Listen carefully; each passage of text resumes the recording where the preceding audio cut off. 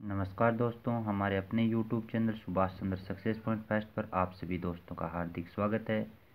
दोस्तों, आज हम बात करते हैं आज़ादी का आंदोलन और राजस्थान के भाग नंबर 2 में।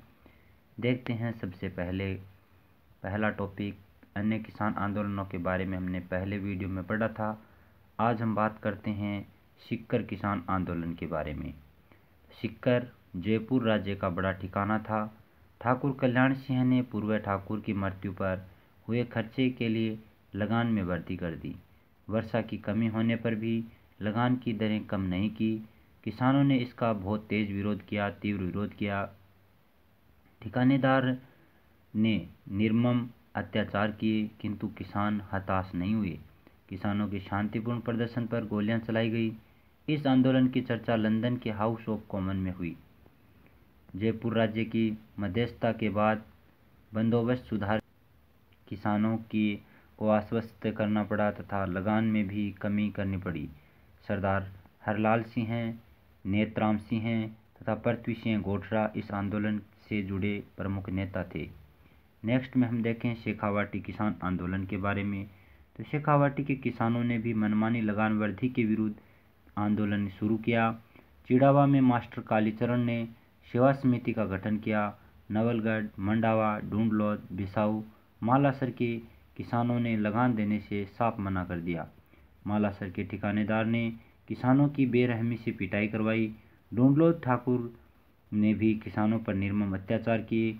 हालांकि जयपुर राज्य ने जागीरदारों एवं किसानों के बीच समझौता करने के कई प्रयास किए, किंतु यहाँ का स्थायी समाधान आज़ादी के बाद ही हो पाया। अन्य किसान आंदोलन में देखें तो सन 1945 में चंडावल ठाकुर ने लाठियों व भालों के प्रहार से किसान आंदोलन को कुचलने का प्रयास किया।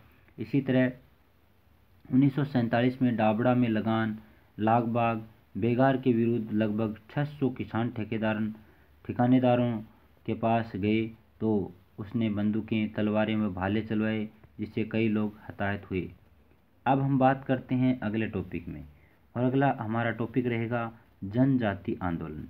तो राजस्थान में भील, मीणा, ग्रासिया आदि जनजातियां प्राचीन काल से निवास करती आई हैं। दक्षिणी राजस्थान में भीलों का बाहुल्य है। मेवाड़ के राज चिन्ह में इनका चित्र अंकित रहता है। जयपुर एवं आसपास के क्षेत्र में मीणा जाति का बाहुल्य है, बहुत ज़्यादा पाई जाती है, परंतु समय के फेर से ये बहादुर जातियाँ सामाजिक व आर्थिक दृष्टि से पिछड़ गई। अंग्रेजी काल में इनका भारी शोषण हुआ। उस काल में कुछ जनसेवकों एवं समाज सुधारकों ने इन्हें जागृत किया। बात करते हैं सबसे पहले भील आंदोलन के बारे में। तो भीलों में जागृति की विचारधारा का प्रसार करने में गोविंद गुरु की महत्वपूर्ण भूमिका रही। उन्हें संप सभा की स्थापना की। उन्होंने कौन सी सभा की स्थापना की? संप सभा की। तो गोविंद गुरु ने बेगार व अनुचित लागतें न देने के लिए भीलों को जागृत किया। सन 1913 में मानगढ़ पहाड़ी पर आश्विन शुद्धी पूर्णिमा को संप सभा का अधिवेशन हो रहा था। अंग्रेज सेना ने पहाड़ी को चारों तरफ से घेरकर गोलियां चलाई। घटनास्थल पर ही हजारों आदिवासी मारे गए और घायल भी हुए। इसे भगत आंदोलन भी कहा जाता है। आदिवासी जातियों के दूसरे मसीहा मोतीलाल तेजावत थे। चित्तौड़गढ़ के मातृकुंडिया में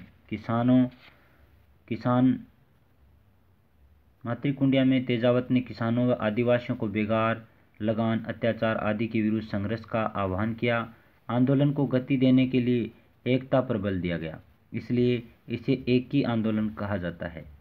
एक ही आंदोलन को गति देने के लिए हजारों आदिवासी उदयपुर में एकत्र हुए तथा महाराणा को 21 सूत्रीय मांग पत्र दिया गया। इस मांग पत्र को मेवाड़ की पुकार कहा गया। महाराणा ने तत्काल 18 मांगे मान भी ली। देवल, डूंगरपुर, बांसवाड़ा में भीलों को संगठित करने का श्रेय भोगीलाल पांड्या तथा हरिदेव जोशी को भी दिया जाता है।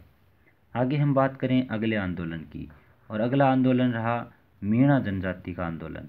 तो मीणा जनजाति के एक वर्ग को अंग्रेजी शासन ने शांति व्यवस्था की जिम्मेदारी दे रखी थी। ये मीणा चौकीदारी करते एवं बदले में गांव वालों से चौथ वसूला करते थे। ये मीणा चौकीदार मीणा कहलाए। राज्य में होने वाली चोरी डकैती के लिए अक्सर इन्हें जिम्मेदार ठहराया जाने लगा, और किसी चोरी का माल बरामद न होने पर मीणाओं से उस माल की कीमत वसूले जाने लगी। कुछ लोग आपराधिक कार्यों में संलग्न होने लगे। सरकार ने 1924 में क्रिमिनल ट्राइब्स एक्ट के तहत 12 वर्ष से अधिक आयु के मीणा जाति के लोगों को प्रतिदिन समीप के थाने में अपनी उपस्थिति देने के लिए पाबंद किया गया। इन कारणों से मीणाओं में असंतोष फैला।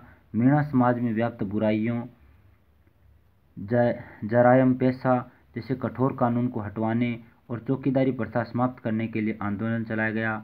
आज़ादी के बाद सन 1952 में जाकर जरायम पेशा कानून समाप्त हुआ। आगे हम बात करते हैं राजस्थान के इतिहास में बहुत ही महत्वपूर्ण टॉपिक की और प्रजामंडल के बारे में पता लगाते हैं कि प्रजामंडल क्या होते हैं। प्रजामंडल का अर्थ है प्रजा का मंडल अथवा संगठन। राजस्थान में प्रजामंडलों में महत्वपूर्ण भूमिका निभाई। पंडित जवाहरलाल नेहरू ने कहा कि किसी स्थान पर जन आंदोलन तभी आरंभ हो सकता है जब वहां की जनता तैयार हो। जन आंदोलन के संचालन का दायित्व जनता को दिया गया एवं राजस्थान की विभिन्न रियासतों में प्रजामंडलों का गठन किया गया। सबसे पहला हमारा प्रजामंडल है मारवाड़ प्रजामंडल। तो जय नारायण व्यास ने जोधपुर में 1934 में मारवाड़ प्रजामंडल की स्थापना की। भंवरलाल सराफ इसके अध्यक्ष बने।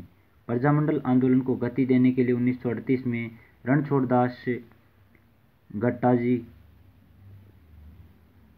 गटारी अध्यक्षता की और मारवाड़ लोक परिषद का इन्होंने गठन भी करवाया। अगला प्रजामंडल हमारे पास है जयपुर प्रजामंडल। तो 1931 में कपूरचंद पारगी एवं जमनालाल बजाज के प्रयासों से जयपुर प्रजामंडल की स्थापना हुई। यह राजस्थान का प्रथम प्रजामंडल था। 1936 में जयपुर प्रजामंडल का पुनर्गठन हुआ। जयपुर में चिरंजी लाल मिश्र के नेतृत्व में प्रजामंडल ने कार्य करना प्रारंभ किया। सन 1938 में जमनालाल बजाज की अध्यक्षता में पहला अधिवेशन हुआ। बाद में हीरालाल शास्त्री भी इसके अध्यक्ष बने। प्रजामंडल ने रियासत में उत्तरदायी शासन की स्थापना की मांग की। अगला हम बात करें तो मेवाड़ प्रजामंडल। 24 अप्रैल 1938 को बलवंत सिंह मेहता की अध्यक्षता में मेवाड़ प्रजामंडल की स्थापना हुई। माणिक्यलाल वर्मा की इसमें महत्वपूर्ण भूमिका रही।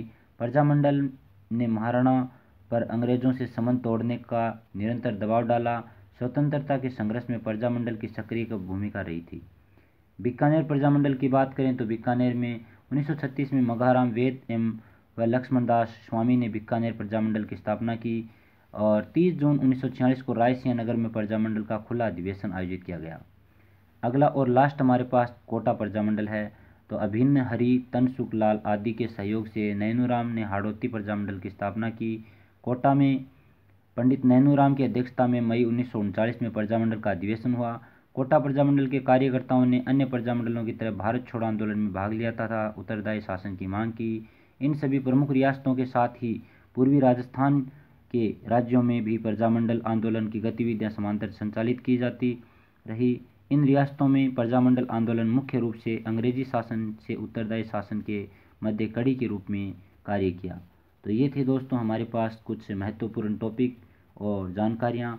ये वीडियो आपको कैसा लगा? अच्छा लगा तो आप लाइक करें, शेयर करें, सब्सक्राइब करना बिल्कुल नहीं भूलें। अपने दोस्तों तक हमारे वीडियो पहुंचाएं। और अगले टॉपिक में हम बात करेंगे प्रमुख जननायक के बारे में, गोविंद गुरु के बारे में।